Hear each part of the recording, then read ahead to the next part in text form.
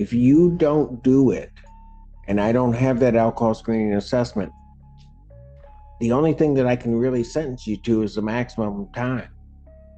And I don't want The to. paper? What? The paper? What? All the lists on it? What is Von Schwartz?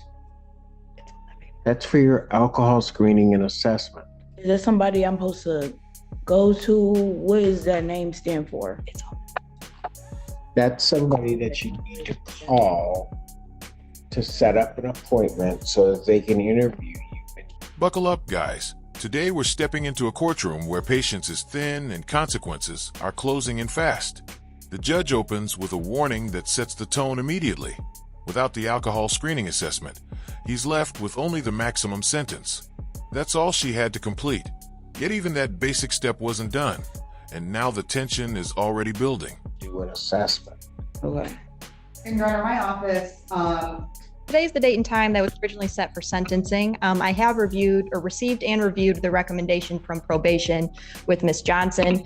She has not, we do acknowledge she has not completed the alcohol screening and assessment through Von Schwartz, and she did miss a test on July 1st.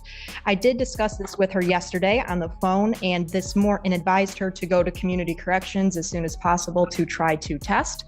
She informed me and so did her father, who is here with her today, that she did go to community corrections this morning before court and was there for about 45 minutes.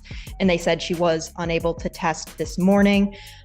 We are respectfully requesting that the court not remand her at this time and that we adjourn the sentencing out in August to give her the opportunity to complete the alcohol screening and assessment. She is gainfully employed at St. Joe's. She does not want to lose that job. In the alternate, if the court is inclined to remand her in both speaking with Ms. Johnson and her father, our request would be to potentially allow that remand to happen a couple weeks in the future so she can take time off work at St. Joe's so she does not lose that job. Other than that, Your Honor, we respectfully request an adjournment of the sentencing. From here, things get heavier. Probation lays out the failures in plain detail: missed tests, skipped check-ins, incomplete assessments, warnings ignored. She even showed up this morning but still couldn't test, leaving the judge with almost no evidence of compliance. Every new detail pushes the judge closer to a decision she doesn't want to make. and Teresa Claire on behalf of probation, Your Honor, I did communicate with community corrections this morning. She did go over, and she wasn't scheduled to do a test today, so she did not test. She did do her download of her scram. I just confirmed with them that there was no violations on the scram. However, she had not reported to them after June 15th. So there was quite a bit of info that they had to download on that. So I do know that there was no violations on the scram. However, probation also wants to point out to the court that this court did direct her back on April 3rd, I believe, and warned her about any further mistesting. So she was given a warning by this court back in April about her remaining compliant with the testing order.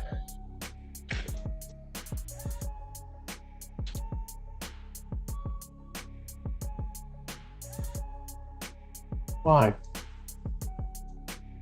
Why what? Why'd you miss a test? I mean, I gave you a huge break back in April and just told you, just don't miss the test. You remember that, right? Yeah. And then when you pled, why didn't you do your alcohol screening and assessment? Forgot to print it out. What? I said I forgot to print it out. Oh.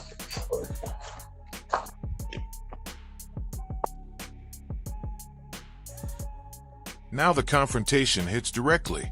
The judge asks why she missed the test and why she didn't complete the assessment, reminding her she already got a huge break months ago. Her excuse: she forgot to print it out. Lands flat. The gap between what she was ordered to do and what she actually did becomes impossible to ignore.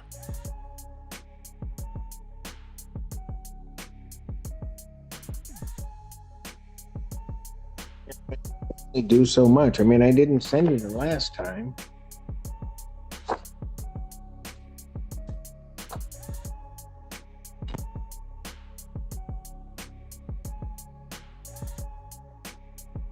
I'll re-refer to defendant to Von Swartz for completion of her alcohol screening and assessment. Young lady, understand something. If you don't do it, and I don't have that alcohol screening and assessment, the only thing that I can really sentence you to is the maximum time. And I don't want to. Paper? What? The paper? What? All the lists on it? What is Von Schwartz? That's for your alcohol screening and assessment. Is that somebody I'm supposed to go to? What does that name stand for? That's somebody that you need to call to set up an appointment so that they can interview you and do an assessment. Okay. And Your Honor, my office, I know that the clerk's office sends things out. My office also sent an email to her on June 5th, which gave her the packet and the information for the alcohol assessment in addition to the information to complete the victim's impact.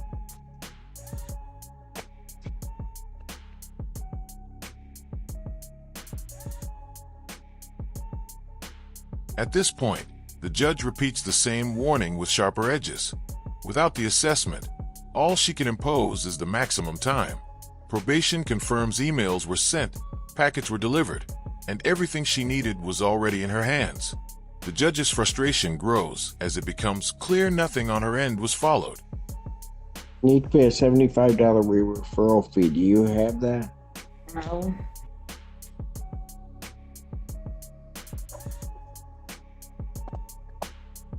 Adjourner sentenced at August 28, 2024, 9 a.m. Young lady, you are leaving me with no options. And I have a feeling that if you don't follow this, that I'm going to end up sending you for the maximum time. I don't want to do that.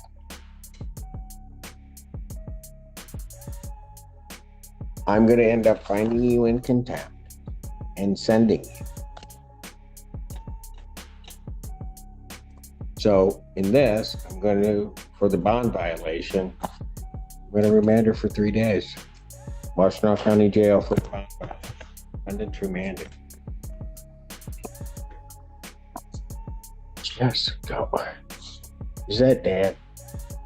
Yes, Your Honor. Get her back. Dad, hang on one second. Go ahead, take her back.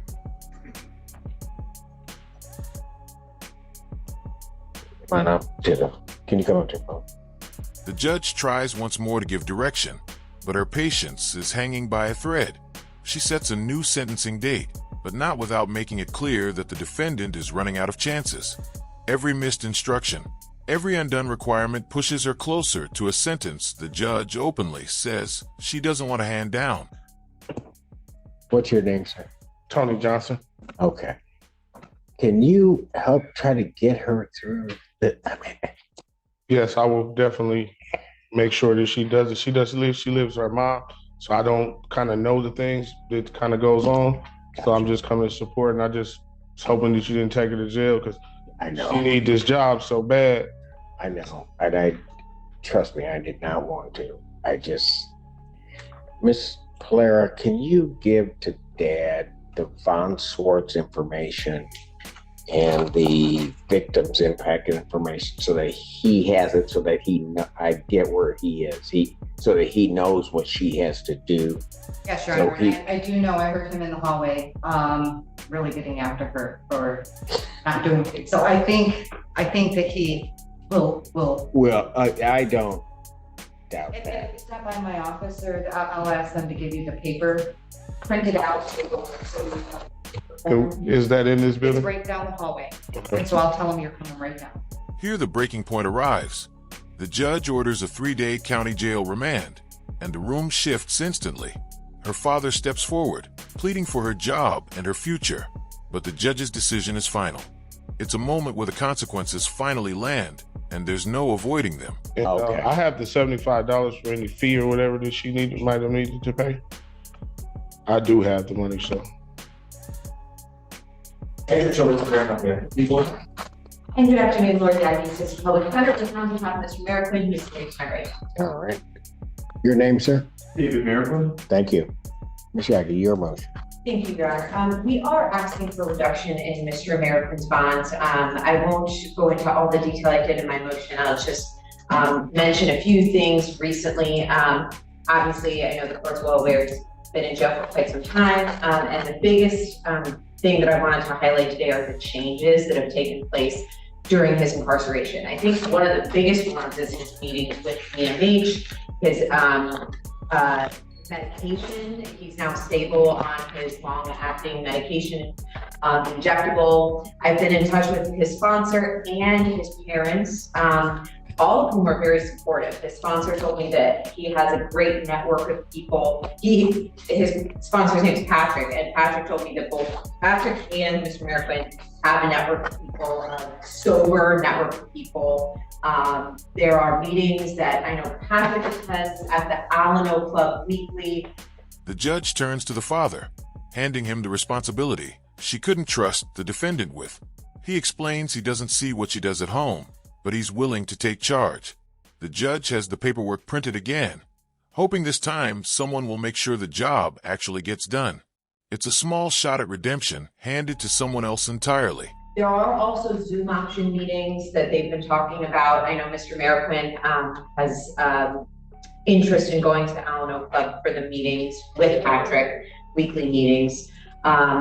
And the other thing that I just want to highlight, because I just spoke with his parents again, well, his mom again today, and his mom told me that she noticed the difference in the way that Mr. Merriquin is speaking in terms of, ironically, his mom said that when he gets out, he needs to come up with a schedule. He needs to come up with, this is what I'm going to do today, and this is my business I need to take care of. And she's already been talking to him about that. And she told me that Mr. Merriquin is actually nervous about messing up, and he actually really wants to do what he's supposed to do. And she told me that that's a difference, because if he really is motivated and nervous and wanting to prove that he can do it and he will comply, she thinks that's a good sign. And so that's something she shared with me today. And she basically has been talking with him about that plan moving forward. He has a social worker at his apartment who I verified actually would come to him. So if he's released, I said, where would you absolutely need to go if you're released?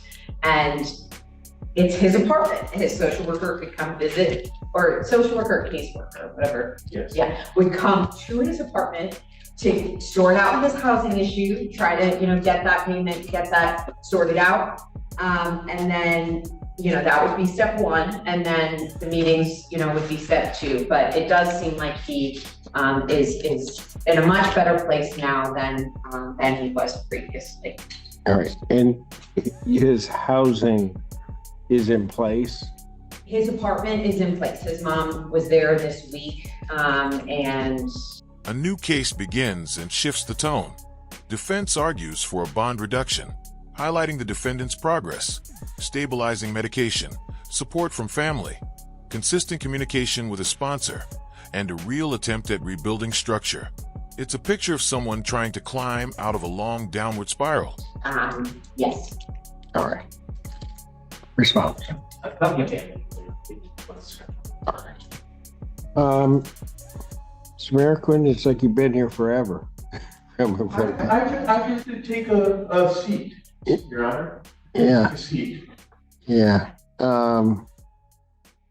As Ms. Yagi was talking and arguing, and she was talking about the differences in you.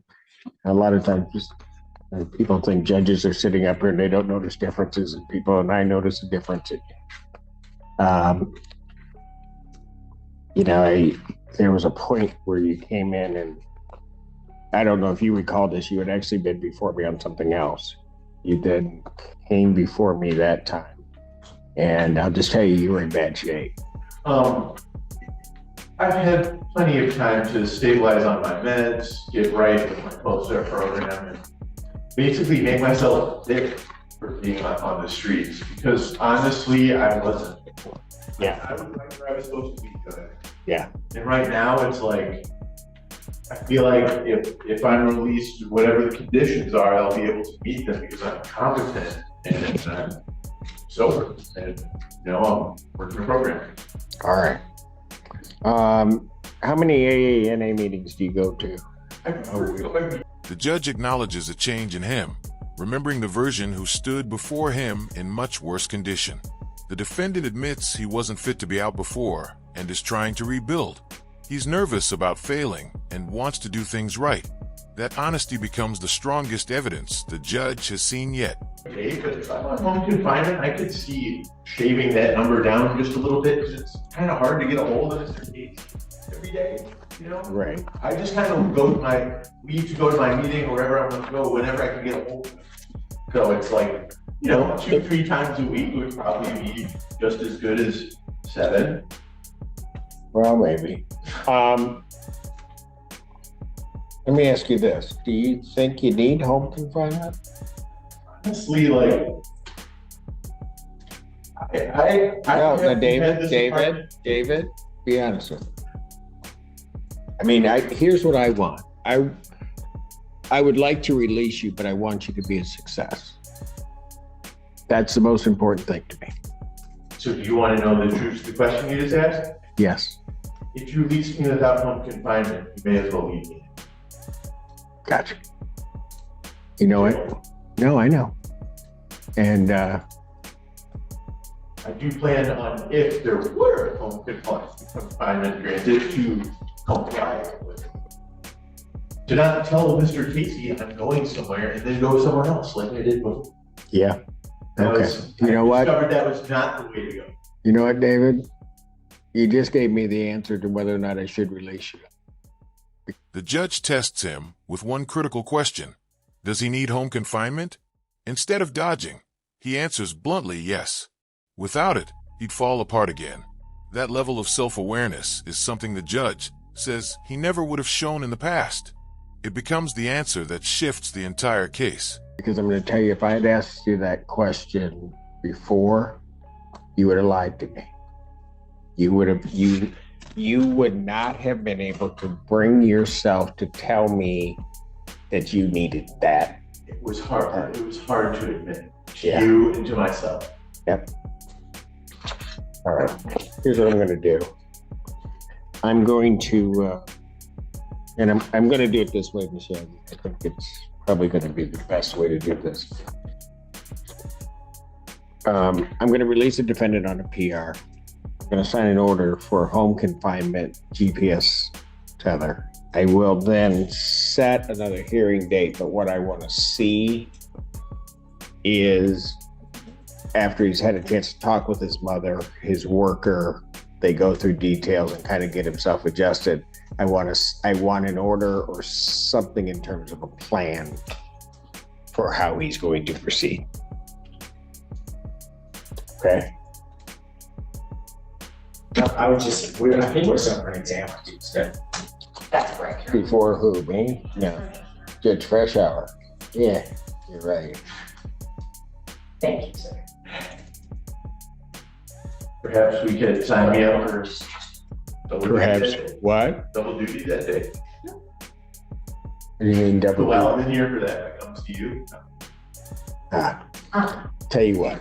That's well, no. The judge grants release, but with strict conditions. A personal recognizance bond paired with GPS home confinement. He wants a structured plan outlining exactly how the defendant will stay on track once he's out. It's a cautious chance, given only because the judge sees effort that wasn't there before. I get what you're saying there, David. David, we're gonna do something a little bit different here, okay? Because your exam is set for this Tuesday, all right? It's before Judge Freshour. What I'm gonna do is I'm going to adjourn that preliminary examination to October 1st, but also before Judge Freshour. So I'm not changing the judge on that, okay? In the interim, that's going to allow Ms. Yagi to get the information that I just requested to me, allow you to settle in, figure out how you're going to do things, and allow Ms. Yagi to get an order to me prior to that point in time. Okay? That sound good? So it's like double duty, like you said, but it's just. Are you asking me if a PR bond and home confinement sounds good and then until October 1st? Well, right. You'll be on that till October 1st, but Ms. Yagi's going to get an order to me that's going to sort of structure what you're doing Sure. in the interim. Okay. Yeah, and as long as I can get hold of Mr. Casey to go to my meetings, I'll go to all of them. Okay. And if I can't get a hold of anyone, here's the catch. I'm not gonna leave the house if I can't get a hold of them. Okay. So what I'm going to do is I'm going to set your bond at a $25,000 personal recognizance bond, GPS, home confinement prior to release. Okay. So as soon as they can get that on you, so it may not be till tomorrow, but as soon as they can get that on you, they'll release you. Ms. Yagi, I would expect an order within a week or 10 days. Okay. And that way. The judge reschedules the examination date, giving time for the defense to prepare the detailed plan he requested. Until then, the defendant must attend meetings only through Zoom and cannot leave the house without approval. It's a tightly controlled environment designed to test whether he's truly ready to rebuild his life. That's it. And in the interim, I'm sure counsel will be trying to work something out to try to resolve the case itself. So this may all work out for you. Okay, David? That'd be great. And I apologize, Your Honor, just for my clarification. So prior to the order, would Mr. Merriquin have permission to leave for a meeting, or does that not happen until I get the? Nothing's going to happen until he can't leave for his meetings. You'll have to do them by Zoom or else until such time as there's an order in place which structures exactly what he's doing. Okay. So Okay. we'll be in touch very soon. Okay. Thank you. And I'll let Judge Freshour know I took one off of her.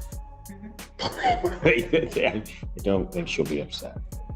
A third case begins, this time involving alarming harassment. Officers report 50 to 60 hostile messages, threatening remarks, and disturbing voicemails. The victim says the constant intimidation has left her terrified. The tone shifts sharply as the judge prepares to confront behavior that goes far beyond a simple dispute.